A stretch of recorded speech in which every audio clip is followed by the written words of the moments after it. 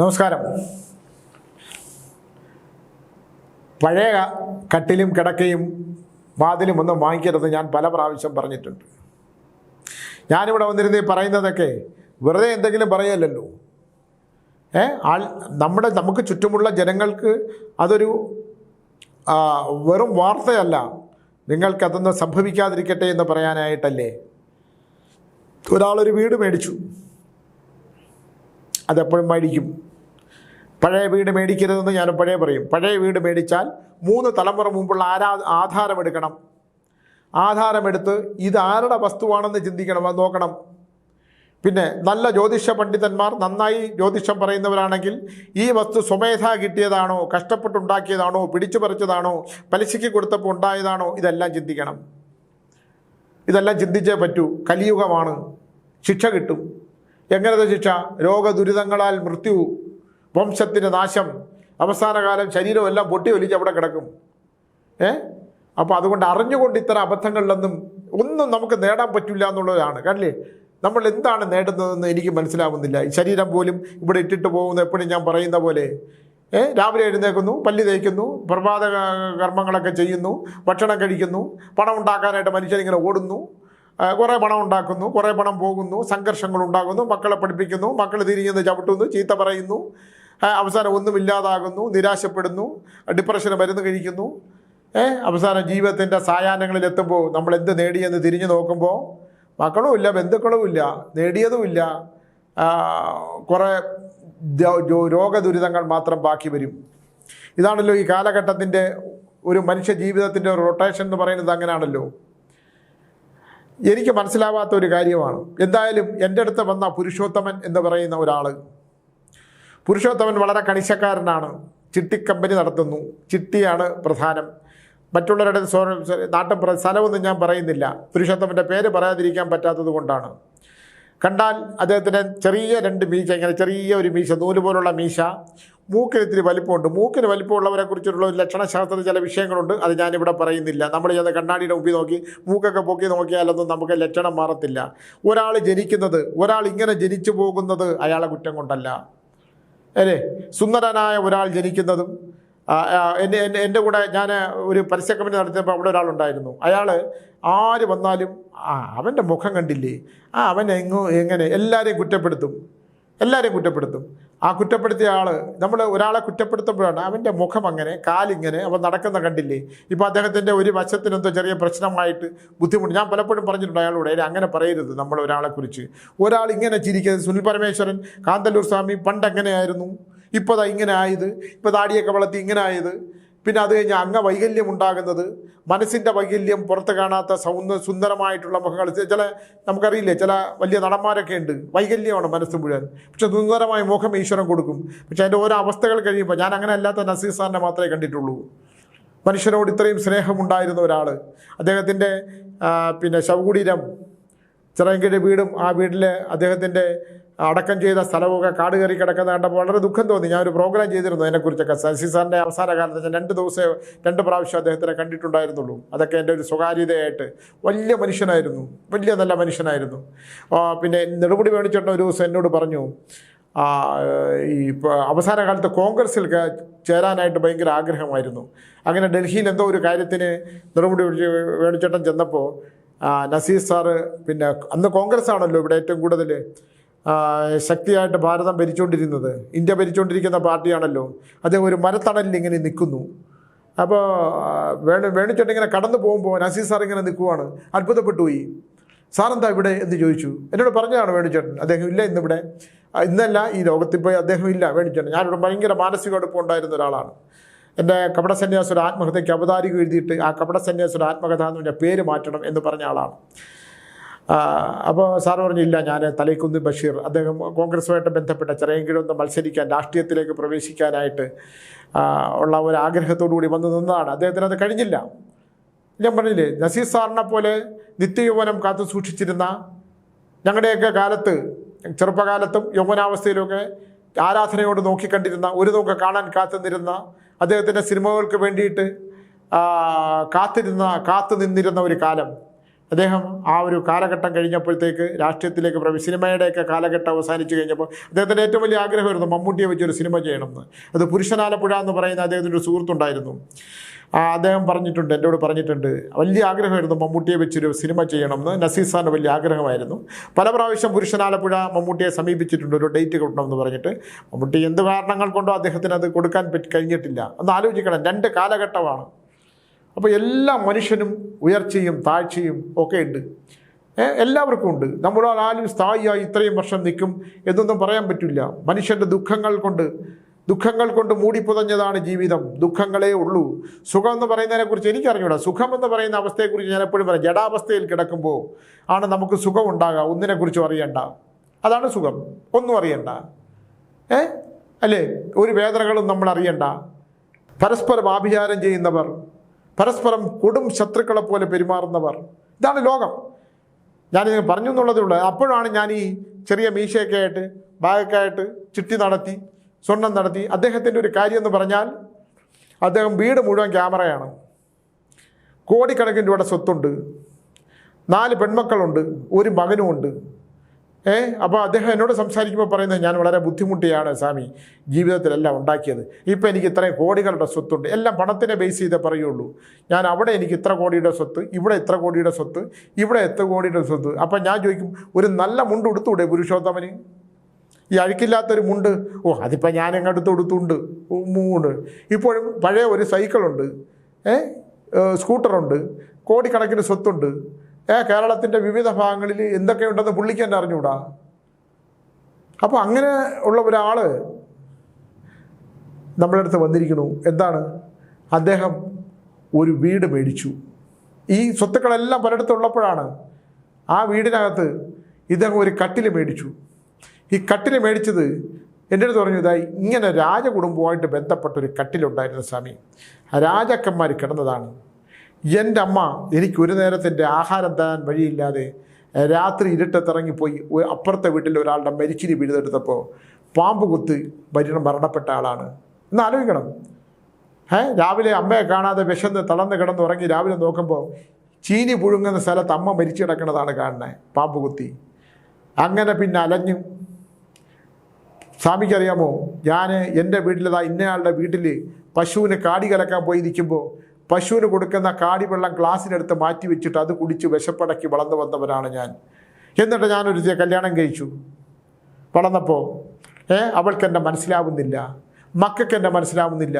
ഞാൻ ഈ സ്വത്ത് മുഴുവൻ അവർക്ക് വേണ്ടി ഉണ്ടാക്കിയതാണ്. പക്ഷേ അവരാരും എന്നെ മനസ്സിലാവുന്നില്ല. ഞാൻ ഉച്ചയ്ക്ക് സ്വാമിക്കറിയാമോ, ഞാൻ ഒരു പഴം കഴിക്കും, കുറച്ച് മിച്ചർ വാങ്ങിക്കും. ഇതൊക്കെയാണ് പുള്ളി പറയുന്നത്. എന്തിനാണ് ഈ കോടികളുടെ സ്വത്തെന്ന് എനിക്ക് പുരുഷോത്തമ എനിക്ക് മനസ്സിലാവണില്ല പുരുഷോത്തമ. അദ്ദേഹം, താങ്കൾ പുരുഷോത്തമ, നിങ്ങൾ എന്നോട് ക്ഷമിക്കണം, ഞാൻ പറഞ്ഞേ പറ്റുള്ളൂ. താങ്കളൊരു അത്ഭുത മനുഷ്യൻ എൻ്റെ മുമ്പിൽ. നല്ല വസ്ത്രം നിങ്ങൾക്ക് വാങ്ങിച്ചിട്ടൂടെ? നിങ്ങൾ എത്ര കോടികളാണ് നിങ്ങളുടെ മുമ്പിലുള്ളത്? നിങ്ങൾ ഒരു കസേരയിലിരുന്ന് തീർന്നു പോയാൽ ഇത് ആർക്കെന്ന് എഴുതി വെച്ചിട്ടെങ്കിലും ഉണ്ടോ? നിങ്ങൾ എത്ര കാലം മനുഷ്യൻ, ഓരോ നിമിഷവും മനുഷ്യൻ, നീ ഈ നിമിഷം ജീവിക്കുന്നുണ്ടെങ്കിൽ നീ അടുത്ത നിമിഷം ജീവിക്കുന്ന ഒരു ഉറപ്പുമില്ലല്ലോ. നിൻ്റെ 4 മക്കൾ, അല്ല ഇളയ മകൾ എന്നെ നോക്കും. എവിടെ നോക്കാൻ? ഇളയ മകൾ എന്നെ നോക്കും. ബാക്കിയൊക്കെ ഞാൻ അവർക്കൊക്കെ ഉള്ളതൊക്കെ വീതം വെച്ചൊക്കെ കൊടുത്തിട്ടുണ്ട്. എവിടെ കൊടുത്തു? വല്ല എഴുതി വെച്ചിട്ടുണ്ടോ? അതല്ല, അതൊക്കെ കിട്ടും, കൊടുക്കും. ഇനിയും അടുത്തൊരു ഞാനൊരു 10-20 വർഷം കൂടെ ജീവിക്കൂലേ? ഇതിന് നമ്മൾ എന്ത് മറുപടിയാണ് പറയേണ്ടത്? അടുത്ത നിമിഷം നമ്മൾ ജീവിക്കും എന്ന് DNA ഇറന്നിരുന്ന സ്വാമി കുറേ കാര്യങ്ങൾ ഇപ്പോൾ അങ്ങോട്ട് പറയും. കുറേ കാര്യങ്ങൾ ഇനി അടുത്ത 50 വർഷം കഴിഞ്ഞുള്ള കാര്യങ്ങളും പറയാം.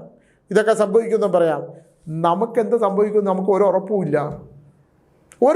ഈ ടീച്ചർ പറയാൻ സമ്മതിക്കില്ല അതൊക്കെ ഒരു കാര്യം. ഞാനവിടെ സമാധി മണ്ഡപം ഉണ്ടാക്കി വെച്ചിട്ടുണ്ട് കാന്തല്ലൂർ. ആ സമാധി മണ്ഡപത്തിനകത്ത് കയറി കുറേ യൂട്യൂബ് ചാനലുകാർ എൻ്റെ സമാധി മണ്ഡപത്തിലെ ഇരിപ്പിടവും എൻ്റെ കണ്ണേഷിയുടെ സാധനങ്ങളെല്ലാം എടുത്ത് വെളിയിൽ കളഞ്ഞു. എൻ്റെ കടാവിളൊക്കെ എടുത്ത് തള്ളിയിട്ട് മറിച്ച് കളഞ്ഞു. അതിലൊരുത്തൻ രക്തം ചതിച്ചങ്ങണ്ട മരിച്ച്, വേറെ ഒരുത്തൻ തെണ്ടിത്തിരിഞ്ഞ് നടക്കുന്നു, അലിഞ്ഞ് നടക്കുന്നു. അപ്പോൾ അതൊക്കെ ദൈവം കൊടുക്കുന്നതാണ്. ഇങ്ങനെ കൊടുത്തുകൊണ്ടിരിക്കും.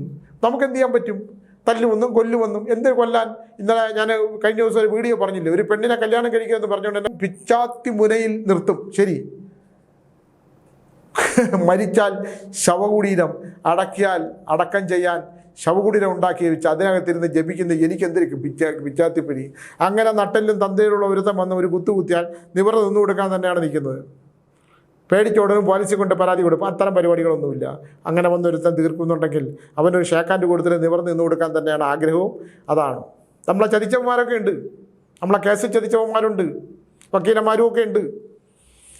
അതൊക്കെ ദൈവം ഇങ്ങനെ നോട്ട് ചെയ്ത് പോയിട്ടുണ്ട്. ഞാൻ പറയുന്നത് നിങ്ങളൊരു വക്കീലിനെ കണ്ടാൽ, നിങ്ങൾക്കൊരു പ്രശ്നം വന്ന് നിങ്ങളൊരു വക്കീലിനെ കണ്ടാൽ നിങ്ങൾ ആദ്യം വക്കീലിനെ അങ്ങോട്ട് വിശ്വസിക്കാൻ ശ്രമിക്കുന്നതിന് മുമ്പ് ആ വക്കീലിനെ കുറിച്ചൊന്ന് അന്വേഷിക്കണം. പണത്തിൽ ഭ്രമമുള്ളവനാണോ, സ്ത്രീയിൽ ഭ്രമിക്കുന്നവനാണോ, ഇതൊക്കെ അന്വേഷിക്കണം. അന്വേഷിച്ചില്ലെങ്കിൽ പെടും. അതിന് 100%. കാരണം എതിർഭാഗത്തിനെ സംബന്ധിച്ചിടത്തോളം അവൻ്റെ വേറെ രേഖകളൊന്നും ഇല്ലെങ്കിൽ വക്കീലിന് നമ്മൾ 5 രൂപ കൊടുത്ത് 25 രൂപ കൊടുത്ത് അവനെ സ്വാധീനിച്ചു കഴിഞ്ഞാൽ വക്കീൽ 1000 വർഷം ഈ കേസ് നീട്ടിക്കൊണ്ടുപോകും. അവൻ ഹാജരാകില്ല, നമ്മളെ വിശ്വസിപ്പിക്കും. അങ്ങനെയാണ്. അതിനുള്ളൊരു വലിയ തെളിവുകൾ എൻ്റെ കയ്യിലുണ്ട്. എന്തായാലും പുരുഷോത്തമൻ, ഇതൊക്കെ ഞാൻ ഇതിൻ്റെ ഇടയിൽ കയറി പറയുന്നത് എന്താണെന്ന് പറഞ്ഞാൽ എൻ്റെ ഉള്ളിൽ കിടന്ന് തിളച്ച് പറയുന്ന ചില കാര്യങ്ങളുണ്ട്. ഈ ലോകം ഞാനൊരെണ്ണം അനുഭവിക്കുമ്പോൾ നിങ്ങളത് അനുഭവിക്കാൻ പോവുകയാണ്. നിങ്ങൾ അനുഭവിക്കുന്നതിന് മുമ്പ് നിങ്ങളിതൊന്ന് ചിന്തിക്കണം. ഇല്ലെങ്കിൽ നിങ്ങൾക്ക് അതൊക്കെ സംഭവിക്കാനുള്ള സാധ്യത ഉണ്ടെന്ന് പറയുന്ന കാര്യങ്ങളാണ് ഞാനീ പറയുന്നത്.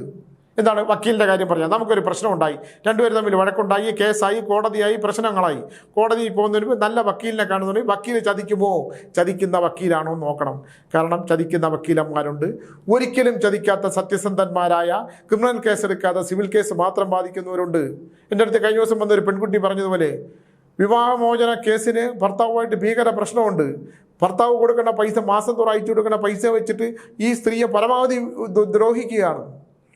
കറുത്ത കോട്ടിട്ടുകൊണ്ട് ചെയ്യുന്ന ഇത്തരം കർമ്മങ്ങൾ നല്ല വക്കീൽ, ഞാൻ പറഞ്ഞില്ലേ, ഇതിൽ 2% ഉള്ളൂ ഈ മോശക്കാർ. 98% നന്നായിട്ട് തന്നെ അടുത്ത് വിശ്വസിച്ച് വരുന്നവരെ ചേർത്ത് പിടിക്കുന്നവരാണ്. അങ്ങനെ വിശ്വസിക്കുന്നവരെ ചതിക്കുന്നവർക്ക് കാലം കൊടുക്കുന്ന ശിക്ഷ എന്ന് പറയുന്നത് അതിഭീകരമായ ദുരന്തമാണ്. അതിനകത്തൊരു മാറ്റമില്ല. ഒരു ദൈവത്തിന് രക്ഷിക്കാൻ പറ്റൂല. നല്ല എന്തെല്ലാം പ്രഗത്ഭനയ്ക്ക് നമുക്ക് കാര്യത്തൊട്ട് തോന്നുന്ന വക്കീലന്മാരുണ്ട്. സത്യസന്ധമായ കേസുകൾ പറഞ്ഞിരുന്നാൽ ഇത് അബദ്ധമാണ്, ഇതിങ്ങനെ ചെയ്താൽ ഇങ്ങനെ ഉണ്ടാവും, ഇത് പോയിട്ട് കാര്യമില്ല, കാരണം നീതി മുഴുവൻ അവൻ്റെ ഭാഗത്താണ്. നിങ്ങൾ രേഖയുണ്ട്, ഈ രേഖ നമുക്ക് കൊണ്ടുമില്ല, അപ്പോൾ നിങ്ങൾ കോടതിയിൽ പോയാൽ വെറുതെ സമയം പോകണ്ട. അങ്ങനെ പറയുന്ന എത്രയോ നല്ല പേരുണ്ട്. പക്ഷേ ഒരു ഗ്ലാസ് പാലിൽ ഒരു തുള്ളി വിഷം മതി എന്ന് പറയുന്ന പോലെ ഇതേപോലെ വിശ്വസിക്കുന്നവരെ ചതിക്കുന്ന കുറേ വക്കീലന്മാരെ കുറിച്ചുള്ള ഒരു ലിസ്റ്റ് ഞാൻ തയ്യാറായിക്കൊണ്ടിരിക്കുകയാണ്. അത് പച്ചയ്ക്ക് പറയാനായിട്ടൊന്നും ഒരു മടിയുമില്ല. എന്തോരം കേസ് കെട്ടുകളാണ്. ഞാൻ ഈ കഴിഞ്ഞ ദിവസം മുറിപ്പാലത്തറി മാടൻ തമ്പുരാൻ ക്ഷേത്രത്തിൽ ഇരുന്നപ്പോൾ വക്കീലന്മാർ ദ്രോഹിച്ച കുറേ മനുഷ്യർ ഞാൻ എല്ലാം എഴുതി വെച്ചിട്ടുണ്ട്. എന്തൊരു കഷ്ടമാണ്. നിങ്ങളുടെ തൊഴിലിനോട് നിങ്ങൾ ഒരു ആത്മാർത്ഥത കാണിക്കണ്ടേ. പണമാണോ എല്ലാം എന്ന് വിചാരിച്ചാൽ കിട്ടുന്നതറിയോ? ധനം കൊടുക്കുന്ന ശിക്ഷ. ഞാനതാണ് ഇപ്പോൾ വരാൻ പറഞ്ഞു. പുരുഷോത്തമൻ്റെ കഥയിലേക്ക് വന്നാൽ പുരുഷോത്തമൻ ഒരു കട്ടിൽ മേടിച്ചു. ഒരു രാജകൊട്ടാരത്തിലുണ്ടായിരുന്ന കട്ടിലാണ്. അപ്പോൾ കാടിവെള്ളത്തിൽ നിന്ന്, പശുവിൽ നിന്ന് കുടിക്കുന്നതിൽ നിന്ന് മുക്കി കുടിച്ച് ജീവിച്ച ഈ പുരുഷോത്തമനെ സംബന്ധിച്ചിടത്തോളം രാജകൊട്ടാരത്തിൽ ഏതോ രാജകൊട്ടാരവുമായിട്ട് ബന്ധപ്പെട്ട കട്ടിലാണെന്ന് പറഞ്ഞ് ഒരുത്തം വിറ്റ കട്ടിൽ എത്രയോ വില കൊടുത്ത് വാങ്ങിച്ചിട്ട് അദ്ദേഹം അതിനകത്തൊരു കിടപ്പുണ്ട്. മറ്റേ തുണി ഒന്നും ഇടൂല. കാരണം രാജാവ് കിടന്ന, ഏതോ കാലത്തെ രാജാവ് എന്തോ കിടന്ന കട്ടിലാണ്. ആ കട്ടിലിൽ അദ്ദേഹം സുഖമായിട്ട് ഇങ്ങനെ കിടന്നുറങ്ങും. പക്ഷേ രാവിലെ ആവുമ്പോൾ അദ്ദേഹം തറയിൽ കിടക്കും. എങ്ങനെയാണ് സ്വാമി തറയിൽ കിടക്കണമെന്ന് അറിഞ്ഞുകൂടാ. അത് മാത്രമല്ല, ഈ കട്ടിൽ വാങ്ങിയതിന് ശേഷം മഹാദുരന്തങ്ങളാണ്, വലിയ പ്രശ്നങ്ങളാണ്, സംഘർഷങ്ങളാണ്, ബന്ധനമുണ്ടാകുന്നു, വയറ് ദഹനഗ്രന്ഥി ഇല്ല എന്ന് പറയുന്നു, എനിക്ക് സംഘർഷങ്ങളുണ്ടാകുന്നു, എനിക്ക് ഉച്ച കഴിയുമ്പോൾ കണ്ണിൽ ഇരുട്ട് കയറുന്നു, രാത്രി ഈ കട്ടിലിലേക്ക് കിടക്കുമ്പോൾ എൻ്റെ കട്ടിലിൻ്റെ താഴെ ആരാണ്ട് വന്ന് ഇരിക്കുന്നു, ചാരി ഇരിക്കുന്നതായിട്ട് കാണാം, വാളും പരിചയം കൊണ്ട് വെട്ടുന്ന ശബ്ദം കേൾക്കാം. അപ്പം ഞാൻ പറഞ്ഞു, ഇതിനിപ്പോൾ ആ കട്ടിലങ്ങ് കത്തിച്ച് കളഞ്ഞാൽ പോരെ. അത് പറ്റൂല സ്വാമി, കോടിക്കണക്കിന് സ്വത്തുള്ളതാണ്, അത് പറ്റൂല സ്വാമി. കാരണം ഇത് ഞാൻ വില കൊടുത്ത് വാങ്ങിയ രാജാവ്. സ്വാമി ഒന്ന് കാണുമോ? ഞാൻ പറഞ്ഞു, അങ്ങനെ ഒരിടത്തും വന്ന് കാണുന്ന പരിപാടിയൊന്നും ഇല്ലയെന്ന് പറഞ്ഞു. നിങ്ങളാ കട്ടിൽ നിങ്ങൾക്ക് ഉണ്ടല്ലോ കുറേ പുരുഷോത്തമ. ചിട്ടി പിടിച്ചതും പലിശയ്ക്ക് കൊടുത്തതും ചിട്ടി പിടിച്ചിട്ട് കൊടുക്കാത്തതും കള്ള ബുക്ക് ചിട്ടി ഒപ്പിട്ട് വാങ്ങിച്ചിട്ട് ഒരാൾ ചിട്ടി ഇയാളെ നടത്തിക്കൊണ്ടിരുന്നു. അപ്പോൾ ആ പെൺകുട്ടി കല്യാണം കഴിക്കാത്ത പെൺകുട്ടിയാണ്. ഇയാൾ കുറച്ച് പൈസ കൂടെ ചോദിച്ചപ്പോൾ ഈ ബുക്ക് ആദ്യത്തെ തീർന്ന ചിട്ടിയുടെ ബുക്ക് തിരിച്ചു കൊടുക്കാതെ അതിൻ്റെ അടുത്തൊരു ബുക്ക് കൂടെ ഒപ്പിട്ട് വാങ്ങിച്ചു മറ്റത് അവിടെ വെച്ചു. ആദ്യത്തെ ചെക്ക് അവിടെ വെച്ചു. മുഴുവൻ പൈസ കൊടുത്തിട്ടും ചെക്കും ബുക്കും തിരിച്ചു കൊടുത്തില്ല. ചെക്കും ബുക്കും തിരിച്ചു ചോദിച്ചപ്പോൾ പുരുഷോത്തമൻ എന്നുള്ള പറഞ്ഞു, നീ ഒരു ദിവസം എൻ്റെ കൂടെ ഒന്ന് നാഗർകോവിൽ വരെ വന്നാൽ ഞാൻ നിനക്ക് ബുക്കൊക്കെ തന്നേക്കാം, ബാക്കി പൈസയൊന്നും ഇല്ലെങ്കിലും കുഴപ്പമില്ല, കുറച്ച് പൈസ കൂടെ തരാമെന്ന്. അതാണ് അവസ്ഥ. ഞാൻ പറഞ്ഞ മനസ്സിലായില്ലേ? അത്തരത്തിലുള്ള കാര്യങ്ങളുള്ള ഇതുപോലുള്ള പുരുഷോത്തമൻ പിള്ളമാർ. എന്തായാലും ഇദ്ദേഹം എന്നെ വിടാൻ മാർഗമില്ല. സ്വാമി പൈസ പ്രശ്നമില്ല, ഞാൻ കാർ അയക്കാം. ഇത് കേൾക്കുമ്പോൾ നമ്മളെ തൊലി പൊള്ളും. എന്തായാലും നമ്മൾ പൈസയ്ക്ക് വേണ്ടി അവൻ്റെ വീട് പോകാൻ വേണ്ടിയിരിക്കുന്ന, അല്ലെങ്കിൽ കാറില്ലാത്തത് കൊണ്ടാണ്. നമുക്കൊരു ചെറിയ വാഹനമുണ്ട്, അതിനകത്ത് കുറച്ച് പെട്രോൾ അടിച്ചൊക്കെ അടിച്ചു പോകാം. ഇല്ലെങ്കിൽ പോകുമ്പോൾ ഞാൻ പറയും, ഞാൻ അവിടം വരെ വരും, എനിക്ക് പെട്രോൾ അടിച്ച് തരണം കേട്ടോ.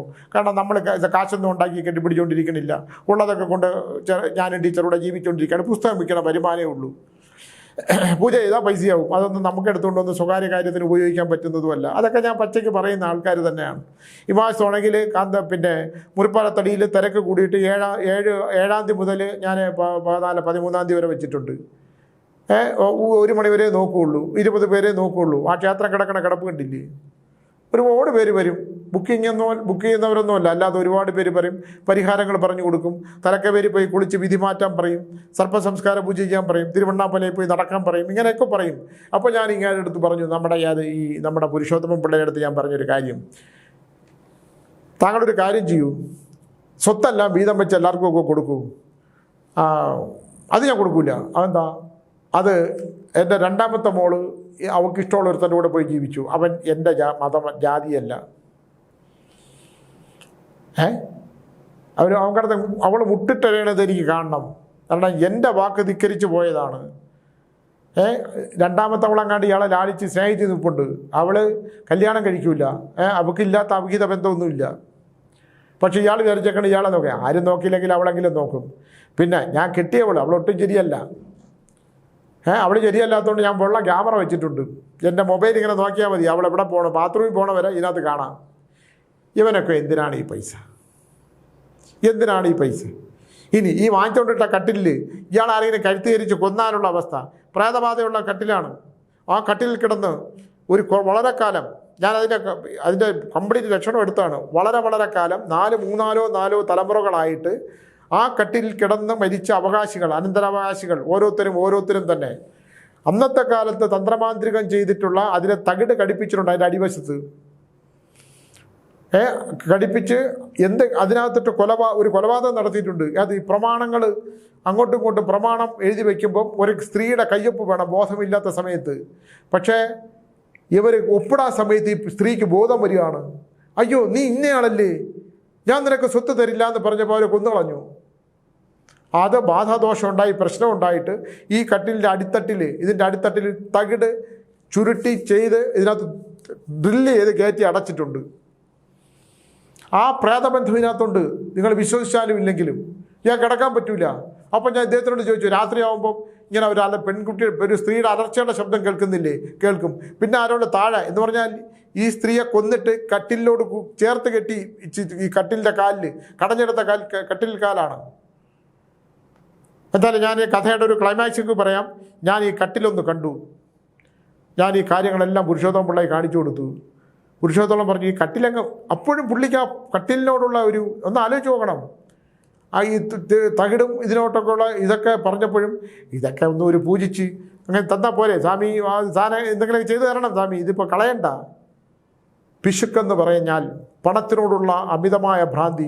ഇതെല്ലാം ഭ്രാന്തും അമിതമായി ഇത്രയെല്ലാം ദൈവം വാരിക്കോരി കൊടുത്തിട്ടും പണത്തിനോടുള്ള ബ്രഹ്മാത്മക ഭ്രാന്ത് പിടിച്ച അവസ്ഥ ഇല്ലേ?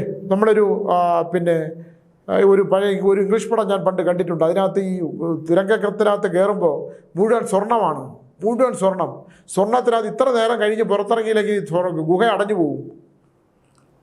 ഇയാളകത്ത് കയറി സ്വർണം മുഴുവൻ ചാക്കിനകത്ത് കെട്ടി വാരിയെടുത്ത് പുറത്ത് വരാൻ വരുമ്പോൾ തുറക്കാൻ പറ്റില്ല, അടഞ്ഞുപോയി ഗുഹ. അവിടെ കിടന്ന് അസ്ഥിപഞ്ജരമായി മരിച്ചു. എത്ര സ്വർണം കെട്ടിയിട്ട് എന്ത് കാര്യം? അതുപോലാണ് ഈ പുരുഷോത്തമൻ പിള്ളയുടെ കാര്യം. മക്കളെല്ലാം നാനാവിധം. നല്ലവളായ മനുഷ്യസ്നേഹിയായ 4 മക്കളെ പ്രസവിച്ച് ഇയാൾക്ക് വേണ്ടി ഭക്ഷണം കാത്തുവയ്ക്കുന്ന, എന്നാൽ കഴിക്കില്ല, കപ്പലണ്ടിയും പഴവും കഴിച്ചുകൊണ്ട് നടക്കും. ഇത്തരം മനുഷ്യരെ സ്നേഹിക്കുന്ന ഭാര്യയെ സംശയിച്ച് ക്യാമറയും വെച്ച് ഇഷ്ടംപോലെ പണവും ഉണ്ടാക്കി റോഡ് പക്കത്തും ചെന്നിരുന്ന് സ്വന്തം വസ്ത്രം പോലും നനയ്ക്കാത്ത പുരുഷോത്തമൻ പിള്ളയക്കാരെ കുറിച്ചിട്ടുള്ള ഒരു ഇതുപോലുള്ള പുരുഷോത്തമൻ പിള്ളമാർ ഒരുപാടുണ്ട്. നമുക്കൊന്നും പറയാൻ പറ്റില്ല. കണ്ടില്ലേ? ഇതൊക്കെ ചീഞ്ഞളിഞ്ഞ് എവിടെയെങ്കിലും വണ്ടിയോ കാറോ ഒക്കെ ഇടിച്ച് ആഹാരം കഴിക്കാൻ ചത്ത് ഈ ബാങ്കിലൊക്കെ കൊണ്ടുകൊണ്ടിരിക്കുന്ന പൈസയൊക്കെ മനുഷ്യൻ്റെയൊക്കെ കയ്യിലായി. ഈ മക്കളൊക്കെ വഴിയാധാരമായി. പരസ്പരം അടിച്ച് പിരിഞ്ഞ് കേസും വഴക്കും കോടതികളൊക്കെ ആയിട്ട്, കാരണം അങ്ങനെ ഉണ്ടാക്കുന്ന പണം പലിശയ്ക്ക് കൊടുത്തുണ്ടാക്കുകയും പണത്തോട് അമിത. പിന്നെ അയാളുടെ പശ്ചാത്തലം എടുക്കുമ്പോൾ എൻ്റെ അമ്മ രാത്രി എനിക്ക് വിശന്നപ്പോൾ കരഞ്ഞപ്പോൾ ഞാൻ മരിച്ചിനി വീഴാമിനായിട്ട് എൻ്റെ അമ്മ പോയപ്പോൾ അവിടെ വെച്ച് പാമ്പ് കുത്തി മരിച്ച അമ്മ, ഞാൻ പട്ടിണി കിടന്ന് വളർന്നു, അപ്പുറത്തെ വീട്ടിലെ പശുവിന് കാടി കൊടുക്കുമ്പോൾ അതിലെ വെള്ളം കോരി കുടിച്ചു, പശുവിനെ കുളിപ്പിച്ച് വളർന്നു, പണം എനിക്ക് തന്ന സൗഭാഗ്യങ്ങളെല്ലാം തന്നെ അനുഭവിക്കാൻ കഴിയാതെ, സ്വന്തം മക്കളെ അനുഭവിക്കാൻ കഴിയാത്ത, ഭാര്യയെ അനുഭവിക്കാൻ കഴിയാതെ കുന്നുകൂടുന്ന പണത്തിൻ്റെ മുമ്പിൽ ഒരു ട്രഷർ ഐലൻഡ് എന്നങ്ങനെ ആ പണത്തിൻ്റെ പേരെന്ന് എനിക്ക് തോന്നുന്നു. അതേപോലെ 4 ചുറ്റും സ്വർണം കൊണ്ട് മൂടിയിട്ടും ശ്വാസം വിടാൻ പറ്റാതെ, ഇത് അനുഭവിക്കാൻ പറ്റാത്തതൊക്കെ എന്ത് സ്വർണം കിട്ടിയിട്ട് വൈഡൂര്യം കിട്ടിയിട്ടും എന്താണ്? അത്തരം അവസ്ഥകളിലേക്കാണ് മനുഷ്യൻ പോയി നിൽക്കുന്നത്. നമ്മളെ തിരിച്ചറിയുകയും നമുക്ക് ചുറ്റുമുള്ളവനെ തിരിച്ചറിയുകയും തെറ്റിനെ തെറ്റാണെന്ന് പറയുകയും മറ്റുള്ളവനെ നശിപ്പിക്കാൻ ശ്രമിക്കാതെ, സ്വന്തം മനസ്സിനെ നശിപ്പിക്കാതെ, സ്വന്തം മനസാക്ഷിയാണ് വലുതെന്നും മനസാക്ഷികളുടെ ശരികളിലൂടെ സഞ്ചരിക്കുകയാണ്, അതാണ് ഉത്തമമെന്നും പറഞ്ഞുകൊണ്ട് ഞാനത് നിർത്തുകയാണ്. നമ്മൾ എന്ത് കാര്യം ചെയ്യുന്നതിന് മുൻപ് ഒരിക്കൽ കൂടി ചിന്തിക്കൂ, ഏതാണ് ശരി, ഏതാണ് തെറ്റ്. ഇന്നലെ വരെ ചെയ്ത തെറ്റുകൾ എനിക്ക് തിരുത്തണം, ഇതാണ് ശരിയായിരുന്നു, ഈ ശരിയാണ് യഥാർത്ഥത്തിലുള്ള ദൈവത്തിൻ്റെ ശരി, ആ ശരികളിലൂടെയാണ് മനുഷ്യൻ നടന്നു പോകേണ്ടത് എന്ന് തിരിച്ചറിഞ്ഞുകൊണ്ട് മുമ്പിലേക്ക് പോയാൽ നമുക്ക് ശാന്തമായ ഒരു മോക്ഷപ്രാപ്തി കിട്ടുമെന്ന് പറഞ്ഞുകൊണ്ട് നിർത്തുന്നു. നമസ്കാരം.